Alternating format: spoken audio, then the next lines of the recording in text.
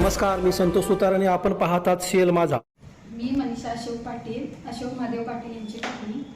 तर माझे पती अशोक महादेव पाटील हे अभय ग्रामीण पतसंस्थेमध्ये 15-16 साली संचालक म्हणून त्यांची बिनविरोध निवड झाली आणि त्याच वेळेला त्यांनी 2 मीटिंगला फक्त त्यांच्या सह्या आहेत.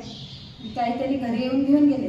त्यानंतर 16-17 आर्थिक वर्ष 16-17 नंतर त्यांचं त्या संस्थेमध्ये किंवा त्या संस्थेच्या रेकॉर्डमध्ये ऑडिट मेमो किंवा वार्षिक अहवाल याच्यामध्ये त्यांचं कोठेही नाव नाही. त्यावेळेला जे कमी झाले ते आज तागायत त्यांचं तिथं नाव नाही. तरीसुद्धा अभय ग्रामीण पतसंस्थेने जाणून बुजून त्यांना त्रास देण्यासाठी त्याच्यात म्हणजे ते नाव पुन्हा घालून ते पुढचे जे प्रोसिजर किंवा ती जबाबदारी इन्क्वायरी बसवणे हे सगळं केलेलं आहे. तर त्याची पुन्हा चौकशी व्हावी. त्यांच्या ह्या विनाकारण जो काही त्रास झाला आहे त्यांच्या ह्या कारवाईमुळे जे नाव त्यांनी घातलं आहे नसताना सुद्धा, तर त्याची पुन्हा चौकशी व्हावी आणि आम्हाला न्याय मिळावा एवढी विनंती आहे माझी. त्यामुळे माझ्या पतीचे मानसिक संतुलन तरी आता काय म्हणजे बरोबर नाही आहे तेवढं की त्यांना सामोरे जातील असं. आणि त्या घटनेमुळे जर काही आज नाही उद्या त्यांचं बरं वाईट झालं किंवा काही झालं आमच्या कुटुंबावर त्याचा परिणाम, तर सर्वस्वी त्या संस्थेचे जे आता जे कार्यरत आहेत ते सगळे म्हणजे चेअरमन, व्हाईस चेअरमन, मॅनेजर ज्यांनी चुकीची माहिती दिली आहे वरती ते आणि AR ऑफिसमधील अधिकारी पण DDRला आम्ही जे म्हणजे न्याय मागितला होता सगळे पुरावे देऊन सुद्धा, तर तिथून सुद्धा त्यांनी आम्हाला काय न्याय दिला नाही. तर हे सगळे ते जबाबदार असतील. आता ह्यांच्याबरोबरच एकटे होते गुल्हेवाडीचे एका मीटिंगला फक्त गैरहजर होते. ते जे आजारी होते असं त्यांनी दिलंय त्याच्यात आहे आमच्याकडे ते. तर ते आजारी होते म्हणून गैरहजर होते आणि तिथून पुढे ज्यावेळेस त्यांची निवड झाली निवडीची ती मीटिंग होती 9/3/2016ला त्या दिवशी गैरहजर होते आणि हे हजर होते. तर त्या एक मीटिंगला गैरहजर आहेत म्हणून त्यांना 3 मीटिंगला हजर असल्यावर एखादा संचालक म्हणजे गैरहजर असला तर अपात्र होतोय म्हणून त्यांचं नाव वगळण्यात आले. पण अशोक महादेव पाटील एका मीटिंगला हजर राहून पुढचे 3 महिने मीटिंगला हजर नाही. मग त्यांना तो म्हणजे नियम लागू होत नाही काय. आणि नंतर ते जे दत्तात्रय भरमाजी पाटील म्हणून आहे ते 3 महिन्या एका मीटिंगला गैरहजर आहेत. नंतर 2020 पर्यंत सलग त्यांच्या रेकॉर्डला दर महिन्याला मीटिंग सही आहे त्यांची. म्हणजे चौकशी अधिकाऱ्यांनी कसं ठरवलं की ते सलगच म्हणजे एकाही म्हणजे निवडीच्या सुद्धा मीटिंगला हजर नाहीत ते असं त्यांनी तिथे लेखी दिलं आणि म्हणून मी त्यांना वगळतो. म्हणजे त्यांनी खरोखरच कागद बघितली काय त्यांची संस्थेची.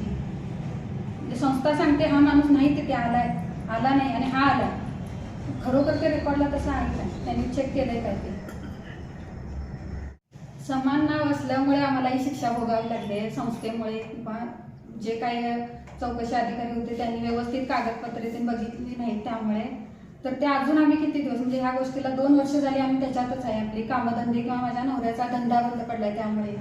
तर ते सगळं सोडून ते त्यांच्या पाठीमागेच आहे. एक झालं की दुसरी चौकशी त्यांनी एकाच संस्थेची एकच गैरव्यवहार झालाय तर त्यांनी 4ही बाजून असं हे केलेत की त्यांनी कुठे म्हणजे श्वास घेऊ नये अशी परिस्थिती त्यांनी निर्माण केली आहे त्याच्यात की कुठे त्या माणसाने जाऊ नये. आणि जे खरोखरच आहेत तर ते बिनधास्त आहेत, त्यांची नावं पण नाहीत. आणि ते रेकॉर्डला असं आहे ना की म्हणजे मला त्या सहकार क्षेत्रातलं काय माहिती नाही.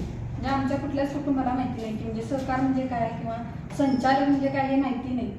पण ज्यावेळेस हे जेलमध्ये गेले त्यावेळी मी पहिल्यांदा त्या अभय पतसंस्थेत जाऊन मी म्हणजे मला परमिशन होती यांना नव्हती म्हणून मी कागदपत्र काढली. तेव्हा समजलं की तिथे रेकॉर्डला कोण कोण आहे. तर ते आत्ता त्या लोकांची नावं नाही आहेत त्या जबाबदारी. तसं का म्हणजे आमच्यावरच का अन्याय करते ही संस्था. म्हणजे आमचं काय वैयक्तिक वैर आहे काय माझ्या नवऱ्याने तिथे काही कर्ज काढलंय काय की कुणाला दिलंय म्हणजे नेमकं कारण काय हे करण्यामागे म्हणजे त्यांचा उद्देश काय आहे की म्हणजे एकाला वाचवायचं आहे म्हणून की अशोक महादेव पाटील याला म्हणजे आयुष्यात उठवायचं आहे म्हणून. म्हणजे ते कारण आम्हाला माहिती नाही.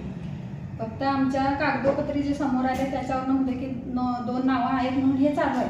पण नेमकं कारण काय आहे ते एक म्हणजे स्वतंत्र चौकशी कमिटी नेमून त्यांनी चौकशी म्हणजे ते संस्थेचं जे काही रेकॉर्ड आहे कारण आता 2 वेळा चौकशी झाली म्हणजे आजपर्यंत तरी अशी चौकशी कुणाची झाली असं आमच्या तरी ऐकण्यात आलं नाही. पण ह्या अभय पतसंस्थेची झाली. तर दोन्ही होऊन सुद्धा त्यांच्याकडे रीतसर जी कागदपत्र पाहिजेत किंवा कोण तिथं रेकॉर्डला आहे संचालक कोण नाही किंवा किती काळासाठी आहे कुठलं मध्ये थोडे मध्ये जर कमी झाले तर हे त्यांनी बघितलेच नाही त्या अधिकाऱ्यांनी.